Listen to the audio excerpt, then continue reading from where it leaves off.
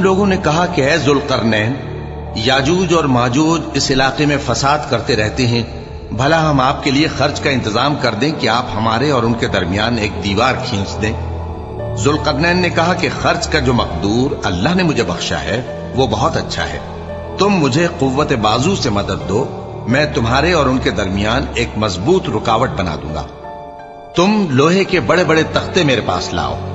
چنانچہ کام جاری کر دیا گیا، یہاں تک کہ جب اس نے دونوں پہاڑوں کے درمیان کا حصہ برابر کر دیا اور کہا کہ اب اسے دھوکو، یہاں تک کہ جب اس کو دھونک دھونک کر آگ کر دیا تو کہا کہ اب میرے پاس تانبا لاؤ کہ اس پر پگھلا کر ڈال دو۔